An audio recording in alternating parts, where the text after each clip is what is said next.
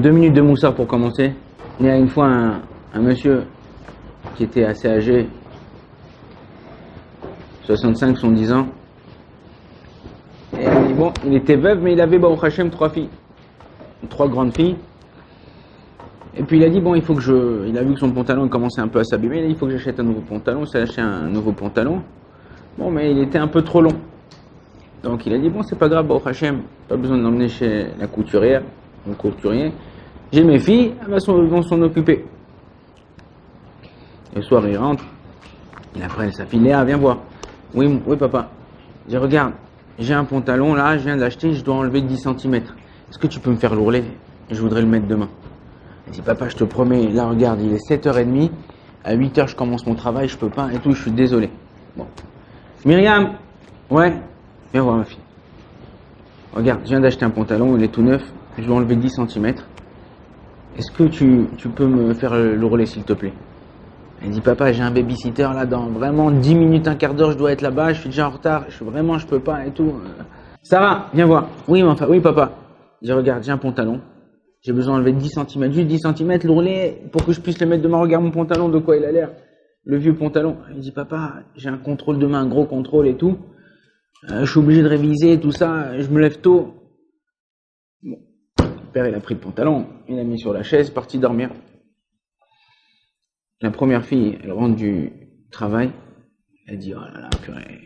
On voit le pantalon sur la chaise, elle dit, à chaque fois, notre père, il nous demande des choses.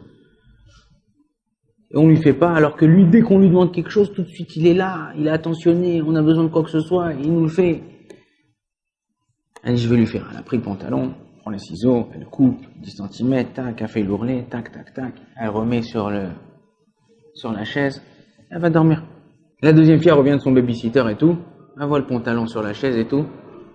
Elle dit, oh là là, mon père, c'est la seule chose qui nous reste aujourd'hui et tout. Et je peux pas le laisser comme ça, je suis fatigué, mais prends le pantalon.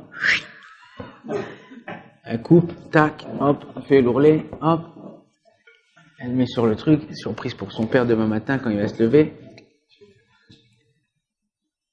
La troisième fille, 2h du matin, 2h30, elle termine de faire ses révisions et tout. Elle est fatiguée et tout, elle va à la cuisine pour prendre un petit truc à manger. Elle voit le pantalon, elle dit, oh là là, purée. Ça va me prendre combien de temps? 10 minutes, un quart d'heure maximum. Et après, je vais dormir, je me lève tôt de toute manière. 10 minutes en plus, 10 minutes en moins dans mon sommeil. Je prends le pantalon, clac, 10 minutes, tac, hop, elle fait l'ourlet. Et elle pose sur le pantalon. Le lendemain, le père, il vient, t'as aimé le pantalon, un short! Un short! Pour moi, ça serait un pantalon, mais pour lui, c'était un short. La Torah nous dit, ne dis pas, quand j'aurai le temps, je ferai, parce que peut-être que tu n'auras pas du tout le temps. Et si tu as le temps, peut-être que tu ne le feras pas. Al tagi ke shefne eshne, shema lotipane. Ne dis pas, arrête, quand il y a quelque chose à faire, on vous demande quelque chose à faire, que ce soit vos parents, que ce soit Avodat Hashem, que ce soit dans les midot, que ce soit dans tout ça, faites les choses tout de suite, n'attendez pas. Si vous attendez, pas seulement que vous n'allez pas faire la chose, ou vous allez peut-être faire la chose, mais elle sera mal faite. Tu as un truc à faire, tu as la possibilité de faire la chose, fais-la tout de suite. N'attends pas, n'attendez pas. Plus on attend de faire les choses, moins on a envie, on est fatigué, on n'a pas la pêche, on n'est pas bien dans notre peau. Donc c'est très très très important de, comme on dit en français, battre le fer tant qu'il est encore chaud. Tant que les choses, elle est devant toi, fais-le. Sinon, après, ou tu vas pas le faire, ou tu vas le faire à la va-vite pour te débarrasser.